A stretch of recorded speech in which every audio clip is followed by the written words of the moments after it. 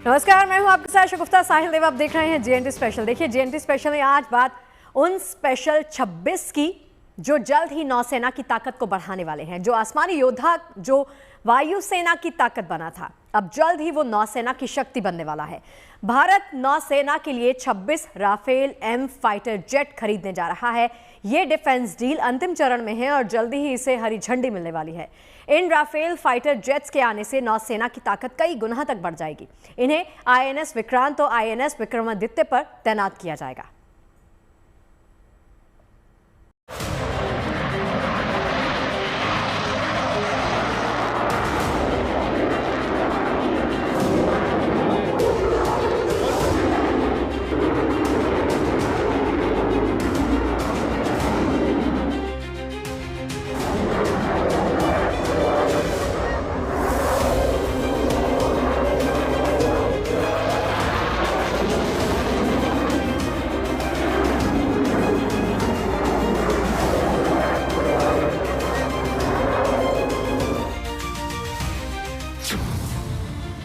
रफ्तार बिधार,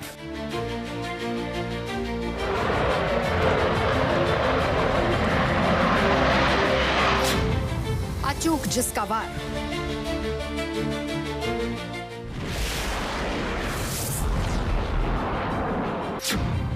गजब की है फुर्ती,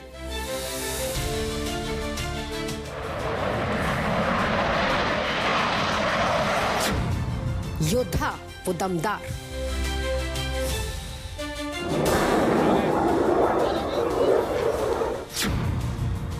आ रहा है राफेल। वायुसेना के बाद अब नौसेना में भी होने जा रही है राफेल की एंट्री।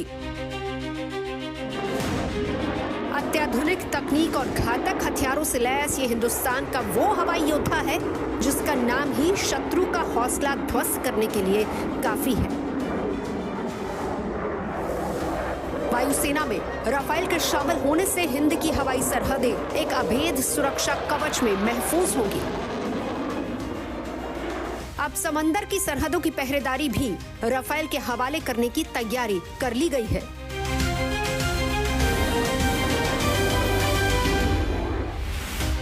वायुसेना के बाद भारत अब नौसेना के लिए फ्रांस से राफेल फाइटर जेट खरीदने जा रहा है। सूत्रों के मुताबिक इसी महीने प्रधानमंत्री के नेतृत्व वाली सीसीएस यानी cabinet committee on security affairs से मंजूरी मिलने के बाद इसके अंतिम रूप में पहुंचने की संभावना है।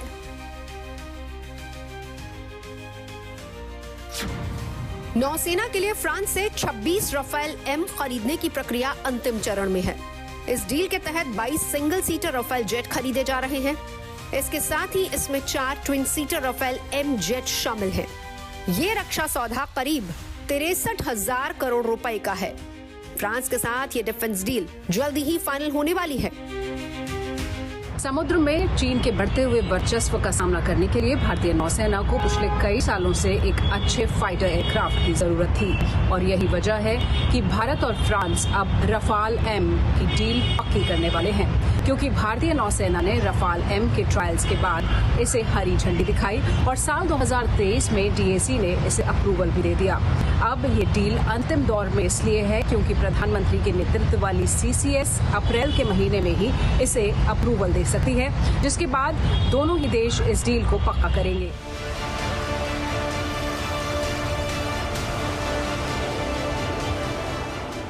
अगर ये सौदा पूरा हो जाता है तो ये भारत के लिए साल 2025-26 का सबसे अहम रक्षा सौदा होगा। डील पर मुहर लगने के बाद साल 2029 से इन विमानों की डिलीवरी शुरू हो जाएगी। सब कुछ तय वक्त पर हुआ तो 2031 तक भारत को राफेल विमानों की पूरी खेप मिल जाएगी। इस डील के तहत फ्रांस भारत को राफेल एम फाइटर जेट के साथ ही हथियार और पायलट्स की ट्रेनिंग के लिए भी सिमुलेटर मुहैया कराएगा। भारत की नौसेना की ताकत में काफी इजाफा होने वाला है। राफेल एम की डील साइन हो रही है जो कि तकरीबन 63,000 करोड़ की है। सीसीएस अप्रूवल बाकी जो शायद इस महीने में मिल जाए।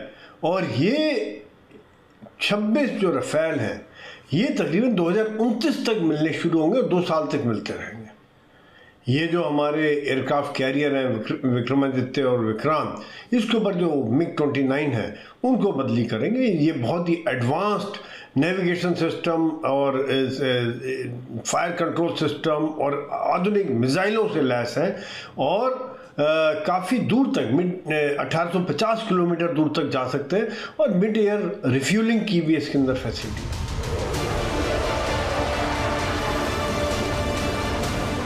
नए राफेल एम फाइटर जेट नौसेना में MiG-29 के विमानों की जगह लेंगे। नौसेना अपने MiG विमानों के बेड़े को पूरी तरह से बदलने की दिशा में तेजी से आगे बढ़ रही है। MiG की जगह नौसेना राफेल एम, बोइंग F-18 या सुपर हार्नेट्स में से किसी एक विमान को खरीदने पर विचार कर रही थी, लेकिन टेस्टिंग के बाद इन तीनों फाइटर जेट्स में से नौसेना को राफेल एम ही भारत की सैन्य जरूरतों को पूरा करने के लिए सबसे उपयुक्त लगा। भारतीय नौसेना में शामिल होने से पहले रफाल फाइटर्स भारतीय वायुसेना का हिस्सा भी बन चुके हैं और ये अनुभव भारतीय नौसेना के भी काम आ सकता है। यही वजह है कि जब चुनाव किया जा रहा था तो भारतीय नौसेना ने ट्रायल्स के बाद रफाल को चुना। अगर रफाल भारतीय नौसेना में शामिल होते हैं तो ये गेम चेंजर साबित हो सकते हैं, क्योंकि अब तक भारतीय नौसेना अपने एयरक्राफ्ट कैरियर्स INS विक्रमादित्य और INS विक्रांत पर पुराने MiGs उड़ाती है और अब इनके रिप्लेसमेंट का वक्त हो चुका है। और यही वजह है कि पिछले कई सालों से भारतीय नौसेना को एक आधुनिक फाइटर की जरूरत थी। राफेल एम में ऐसी कई खूबियां हैं जो इसे युद्ध का गेम चेंजर बना देती हैं।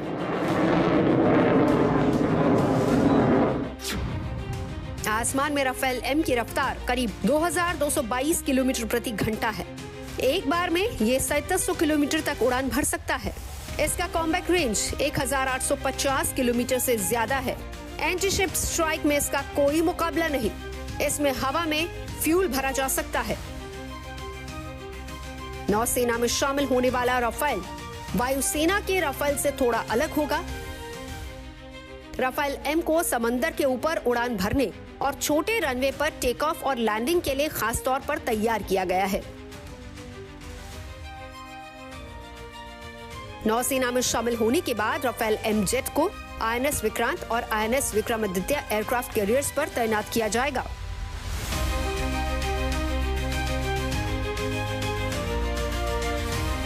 एयरक्राफ्ट वही है, उसकी परफॉर्मेंस वही है, लेकिन एक एयरक्राफ्ट कैरियर पे इसको डेक करने के लिए, इसको पार्क करने के लिए और फिर वहीं पे लिमिटेड स्पेस में उसको हर तरह के सर्विसिंग करने के लिए इसमें जो चेंजेस होते हैं वो अलग होते हैं। तो मैं इन सब चीजों के लिए हम लोगों ने LCA पे भी काम किया हुआ है। एक चीज जो हम लोग चाहते थे कि जो नेवी का वर्जन का जो रफाल है वो OBOX सिस्टम से हो, मतलब ऑनबोर्ड ऑक्सीजन जनरेशन सिस्टम उसमें हो, जिसमें कि ऑक्सीजन फिलअप करने की जरूरत नहीं पड़ती है। नौसेना में राफेल एम के शामिल होने के बाद समंदर की सरहदों पर भारत की हवाई ताकत में इजाफा होगा। ये 26 राफेल एम विमान भारत के लिए ऐसा हवाई सुरक्षा चक्र तैयार करेंगे जिसे तोड़ने की कोई दुश्मन सोच भी नहीं सकेगा।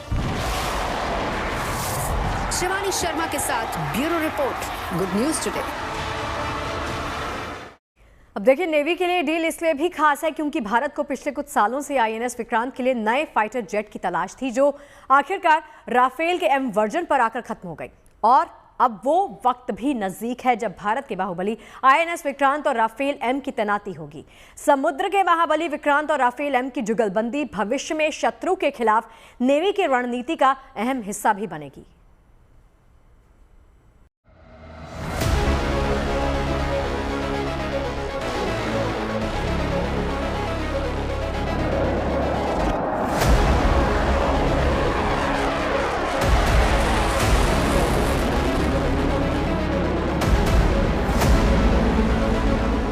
भारतीय नौसेना के लिहाज से INS विक्रांत के लिए फाइटर जेट की डील काफी अहम है। ऐसा इसलिए क्योंकि इंडियन नेवी को एक ऐसे फाइटर प्लेन की दरकार है जो आसानी से INS विक्रांत से लैंडिंग और टेक ऑफ के साथ समुद्री सरहद की हिफाजत कर सके।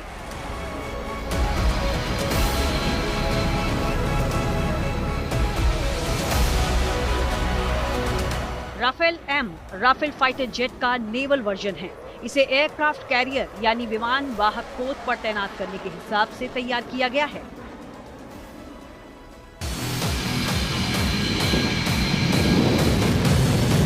रिपोर्ट्स के मुताबिक राफेल के दोनों वेरिएंट में लगभग 85% कंपोनेंट्स एक जैसे हैं। इसका मतलब है कि स्पेयर पार्ट से जुड़ी कभी भी कोई कमी या समस्या नहीं होगी। सबसे पहले आपको राफेल एम और राफेल के फीचर्स और दोनों में अंतर को बताते हैं। एयरफ्रेम की बात करें तो राफेल एम को एयरक्राफ्ट कैरियर पर लैंडिंग के हिसाब से तैयार किया गया है। वहीं राफेल में स्टैंडर्ड एयरफ्रेम लगा है।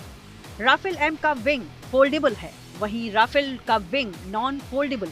राफेल एम में टेल हुक है, जबकि राफेल में टेल हुक नहीं है। राफेल एम के रेडार में नौसेना के हिसाब से बदलाव किया गया है, जबकि राफेल में स्टैंडर्ड रेडार लगा है। हथियारों की बात की जाए तो राफेल एम कई सारे हथियारों के साथ एंटी शिप मिसाइल से लैस है, जबकि राफेल स्टैंडर्ड रेंज वाले हथियारों से लैस है। राफेल और राफेल एम में ज़्यादा फर्क नहीं है। फर्क सिर्फ इतना है कि राफेल एम जो है वो एयरक्राफ्ट कैरियर से भी उड़ने में सक्षम होता है, और देखा जाए तो नेवी की जो रिक्वायरमेंट है उसके हिसाब से बनाया जाता है कि इसमें अरेस्टर होते हैं, उसके अंदर लैंड करने के लिए क्षमता होती है, और जो नेवी की मिसाइल्स हैं जैसे एग्जॉस्ट मिसाइल है और जो बाकी मिसाइल सिस्टम आधुनिक मिसाइल सिस्टम है उनसे लैस रहता है, और समुद्री क्षेत्र में ये काफ़ी दूर दूर तक 1850 किलोमीटर दूर तक मार करने में सक्षम रहता है।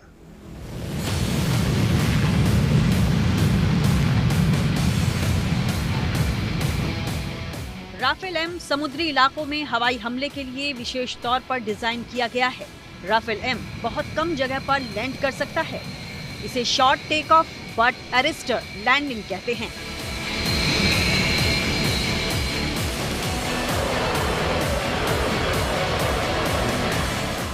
आईएनएस विक्रांत पर 3 अरेस्ट वायर लगे हैं।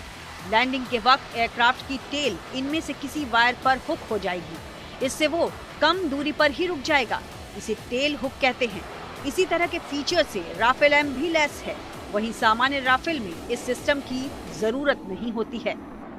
केंद्र सरकार की ओर से पिछले कुछ सालों से आईएनएस विक्रांत के लिए नए फाइटर जेट की तलाश थी, जो अब राफेल के एम वर्जन से पूरी होगी।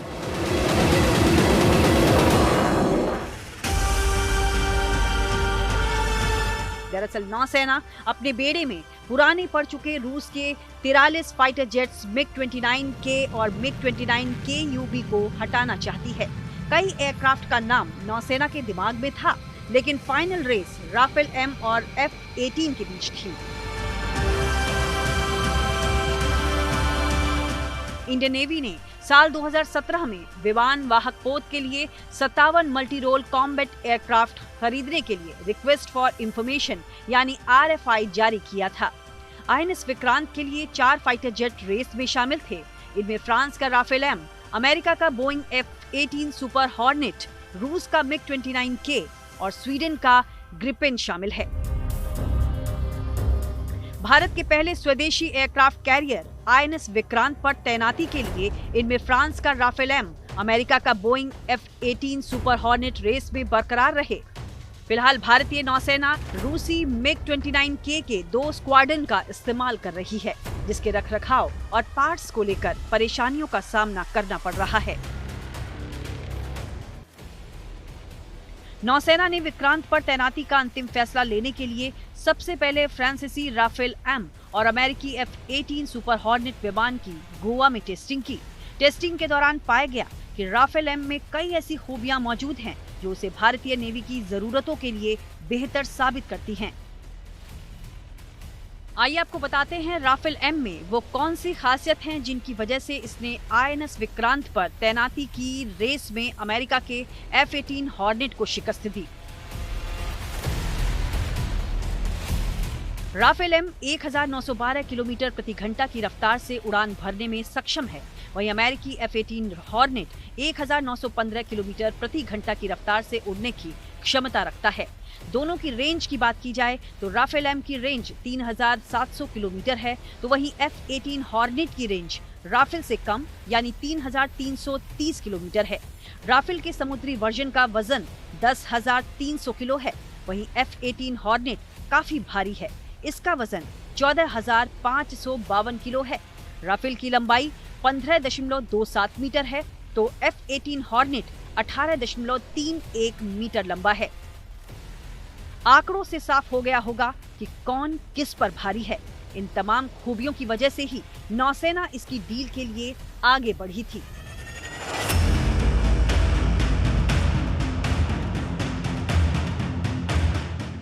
भारत के नए विमान वाहक पोत को स्की जंप लॉन्च शिप की तरह डिजाइन किया गया है, जिससे कोई विमान आसानी के साथ युद्धपोत पर लैंड कर सकता है, जिसमें राफेल एम ने अपने साइज और ताकत के दम पर अमेरिकी विमान को पछाड़ दिया।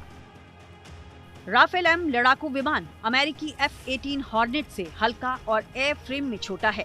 साथ ही ये लंबी दूरी की हवा से हवा में मिसाइल और हवा से जमीन पर मार करने वाली मिसाइल्स के मामले में अमेरिकी F-18 से आगे दिखाई देता है। नेवल एविएशन के जानकारों का ये भी कहना है कि तुलनात्मक रूप से बड़े एयर फ्रेम के कारण F-18 फाइटर जेट को हैंगर से फ्लाइट डेक तक ले जाने के लिए INS विक्रांत में काफी बदलाव करने पड़ेंगे। लिहाजा राफेल फाइटर जेट के नेवल वर्जन का पलड़ा भारी दिखाई दिया। राफेल मरीन परमाणु हमला करने में सक्षम है, जो हवा से हवा में मार करने वाली मिसाइल उल्का, हवा से जमीन पर मार करने वाली मिसाइल स्कैल्प और हैमर से लैस हैं। साथ ही राफेल एम प्रिसीजन गाइडेड गोला बारूद भी ले जा सकता है। राफेल का नेवल वर्जन इंटरनल फ्यूल के साथ ज्यादा हथियार ले जा सकता है। राफेल एम की फ्यूल कैपेसिटी करीब 11,202 किलोग्राम है, यानी दूसरे फाइटर जेट से ज्यादा देर फ्लाई करने की काबिलियत, जिससे ये ज्यादा देर तक डॉग फाइट में भाग ले सकता है। एक फाइटर विमान कितने दूरी तक दुश्मन पर हमला करने जा सकता है और फिर वापस आ सकता है, और जरूरत पड़ने पर वही फाइटर विमान कितनी देरी तक हवा में घूम सकता है, ये चीज निर्भर करती है फाइटर विमान की फ्यूल कैपेसिटी में, यानी वो कितना ईंधन अपने साथ ले जा सकता है। ईंधन का मतलब है ATF, एविएशन टरबाइन फ्यूल। आमतौर पर सब फाइटर विमान जरूरत के मुताबिक अपने साथ 5,000 या 10,000 या 15,000 लीटर ATF ले जा सकते हैं। इन तमाम खूबियों की वजह से आखिरकार राफेल एम भारत की नौसेना का नया योद्धा बनने जा रहा है। दरअसल हिंद महासागर में चीन का बढ़ता प्रभाव भारत ही नहीं बल्कि पूरी दुनिया के लिए एक मुश्किल सवाल बनकर उभरा है। चीन ने पिछले दशक में हिंद महासागर क्षेत्र में अपनी उपस्थिति कई गुना बढ़ाई है। ऐसे में भारत के लिए ज्यादा सावधानी बरतना और अपनी नौसेना की ताकत को बढ़ाना जरूरी हो गया था, और इसी का नतीजा है INS विक्रांत और राफेल एम का डेडली कॉम्बो, जो दुश्मन के सर्वनाश की गारंटी देता है। शिवानी शर्मा के साथ ये रिपोर्ट गुड न्यूज़ टुडे।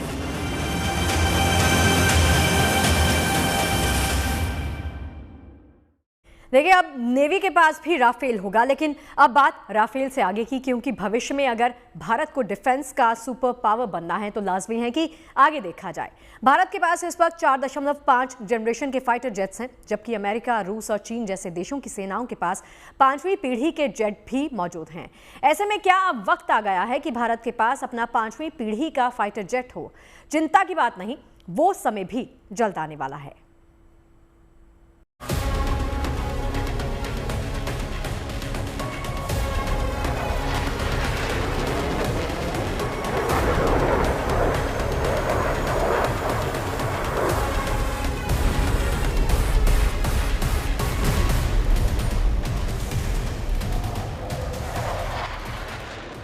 ये नजारा है बेंगलुरु में हुए एयरो इंडिया शो का, जब अमेरिका और रूस के दो सबसे आधुनिक लड़ाकू विमानों ने भारत के आसमान में अपने ताकत का ट्रेलर पेश किया।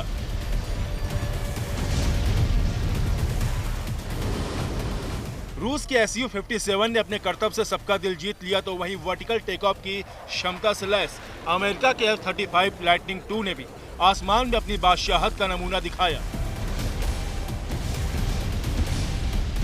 5वीं पीढ़ी के दोनों लड़ाकू विमानों ने अपने अपने प्रदर्शन के जरिए ये साबित करने की कोशिश की कि कौन ज्यादा पावरफुल है, किसकी ताकत जबरदस्त है।